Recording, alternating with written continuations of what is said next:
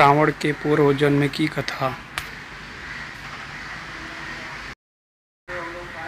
कैकेय देश का राजा प्रताप भानु अत्यंत वीर, साहसी, धर्मपरायण, तेजस्वी और विद्वान था।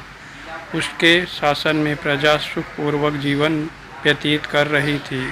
प्रताप भानु का अरिमर्दन नामक एक भाई भी था, जो उसी के समान श्रेष्ठ गुणों से संपन्न था।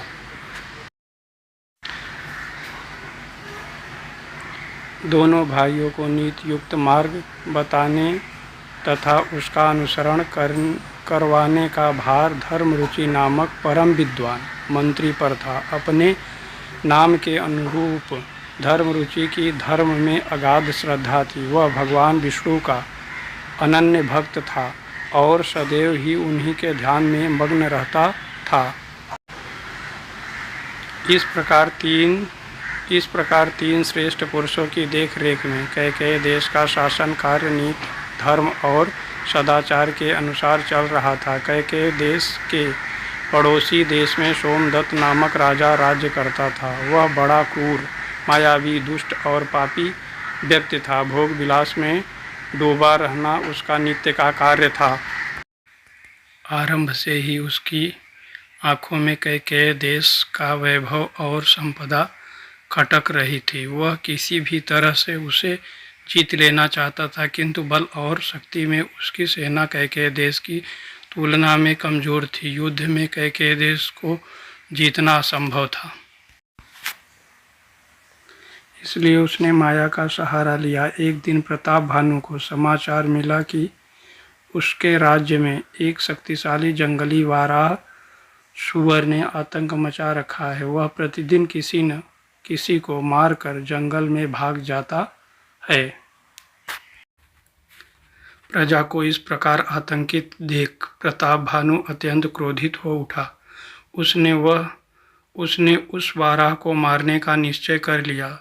तदंतर धनुष धारण करके वह उस स्थान पर जा पहुंचा जहां से वाराह वन की ओर भागता था।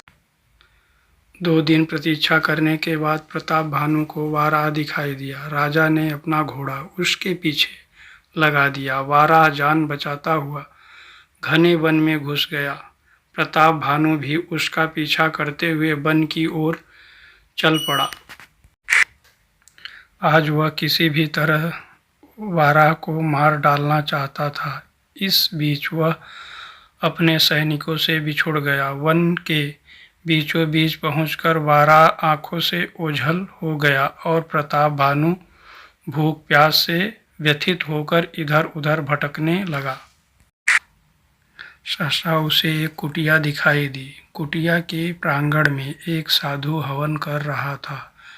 उसे देखकर जैसे प्रताप भानु की जान में जान आई। उसने साधु के पास जाकर अपना परिचय दिया। साधु ने प्रताप भानु को खाने के लिए फल दिया। तदंतर वन में आने का कारण पूछा। प्रताप भानु ने सारी घटना कह सुनाई। तब साधु उपदेश देते हुए बोला, राजन, आपके प्रताप से कौन परिचित नहीं है। आपकी श्रेष्ठता का गुणगान तो देवलोक में भी किया जाता है। प्रजा की संतुष्टि से ही स्पष्ट हो जाता है कि आप एक कुशल शासक हो। आपके नेतृत्व में ही कैकेय देश महानता के शिखर पर विराजमान है। यह धरा भी आपको पाकर धन्य है। राजन, अब वह भयंकर वाराह आपके राज्य की ओर कभी नहीं आएगा। मैं अपने तपोबल से उसे स्वयं ही मार डालूंगा। आप निश्चिंत रहें। साधु की बात सुनकर प्रताप भानु गदगद होते हुए बोला, मुनिवर, आप जैसे साधुजन की कृपा के कारण ही मैं राज्य की उचित और न्यायप्रिय व्यवस्था करने में सक्षम हूँ। राजा के समस्त वैभव और संपदा के पीछे आपका ही आशीर्वाद है। हे मुनिवर, वाराह को मारकर आप मेरी प्रजा पर उपकार करेंगे। यद्यपि मैं आपके इस उपकार का ऋण कभी नहीं चुका सकता, तथापि मैं आपकी सेवा करना चाहता हूँ। साधु हंसते हुए बोला, राजन, हम साधुओं को सेवा से कोई सरोकार नहीं है, लेकिन यदि आप कुछ करना ही चाहते हैं तो अपने राज्य के समस्त ब्राह्मणों को सपरिवार भोजन करवा दें।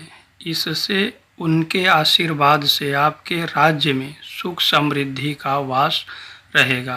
आपका यह कार्य सभी को सुख देने वाला होगा। जैसी आपकी आज्ञा मुनिवर। अब आप पुरोहित बनकर मेरे साथ चलने का कष्ट करें, जिससे मैं अतिशीघ्र इस पुण्य कार्य को संपन्न करा सकूं। प्रताप भानु ने कृतज्ञ शब्दों में कहा। साधु थोड़ा सा बौखलाता हुआ बोला, नहीं नहीं राजन, सामाजिक संबंधों से विमुख हुए मुझे अनेकों वर्ष हो गए। अब मैं किसी भी समारोह में शामिल नहीं होता, अतः मैं आपके पुण्य कार्य में पुरोहित नहीं बन सकता, परंतु आपकी इच्छा को देखते हुए मैं अपने एक योग्य शिष्य को आपका पुरोहित बनाकर अवश्य भेजूंगा। वह आपके समस्त कार्य कुशलतापूर्वक संपन्न कराएगा। अब आप घर लौट जाएं। ठीक 3 दिन के बाद मेरा शिष्य आपके पास पहुंच जाएगा। इसके बाद साधु को प्रणाम कर प्रताप भानु लौट गया। तभी वह भयंकर वाराह साधु के पास आ पहुंचा, जिसका पीछा प्रताप भानु कर रहा था। देखते ही देखते वाराह ने एक विशालकाय राक्षस का रूप धारण कर लिया। यह कालकेतु नामक राक्षस था, जिसके उदंडी और अत्याचारी पुत्र को प्रजा की रक्षा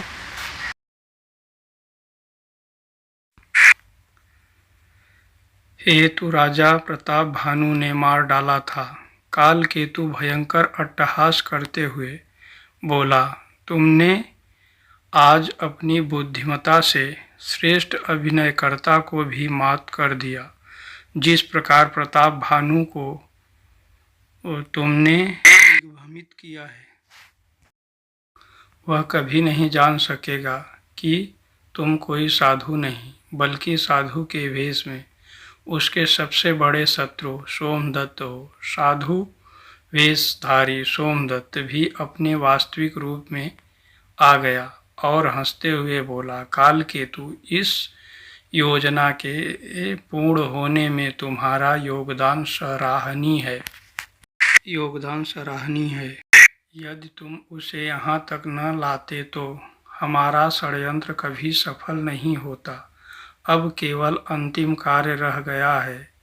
कालकेतु, अब तुम शीघ्रता से ब्राह्मण बनकर प्रताप भानु के पास जाओ और योजना का अंतिम चरण भी पूर्ण कर दो। इसके बाद कालकेतु और सोमदत्त अपने अपने स्थान की ओर चले गए। उधर प्रताप भानु को ज्ञात नहीं था कि वह 2 मायावी और पापी लोगों के बीच फंस चुका है। वह तो महल में पहुंचते ही ब्राह्मण भोजन की तैयारी में जुट गया। उसने सभी ब्राह्मणों को सपरिवार भोजन पर आमंत्रित भी कर दिया। निश्चित दिन कालकेतु भी पुरोहित बनकर राजा प्रताप भानु के पास जा पहुंचा। प्रताप भानु ने उसका यथोचित आदर सत्कार किया। भोजन से पूर्व कालकेतु भोजन के निरीक्षण का बहाना करके रसोई घर में जा पहुंचा और उसमें मांस मिला दिया।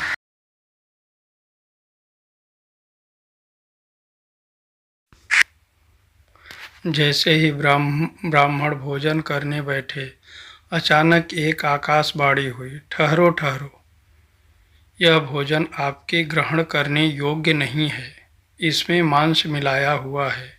आकाशवाणी सुनते ही चारों ओर हाहाकार मच गया।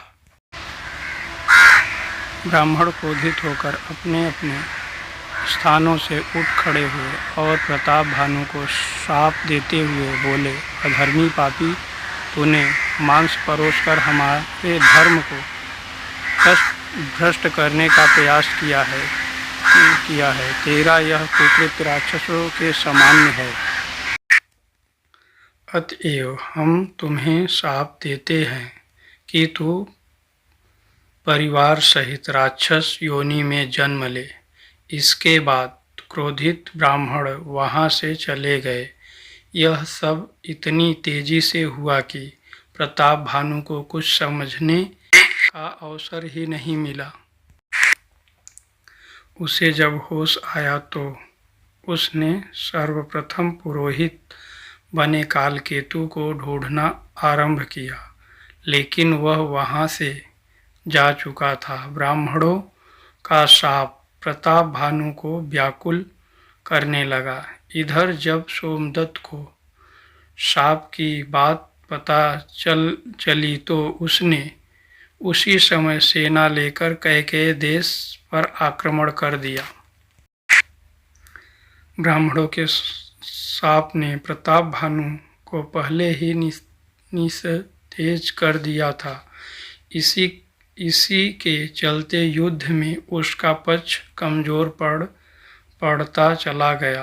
अंत में प्रताप भानु अपने भाई अरिमर्दन और मंत्री धर्मरुच के साथ वीर गति को प्राप्त हुआ।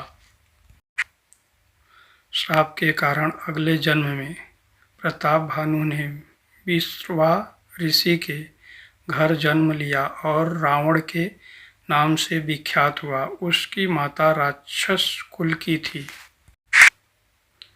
प्रताप भानु के भाई अरिमर्दन ने कुंभकर्ण और धर्मरुच ने विभीषण के रूप में जन्म लिया। भगवान विष्णु का अनन्य भक्त होने के कारण धर्मरुच राक्षस योनि में भी परम तपस्वी हुआ।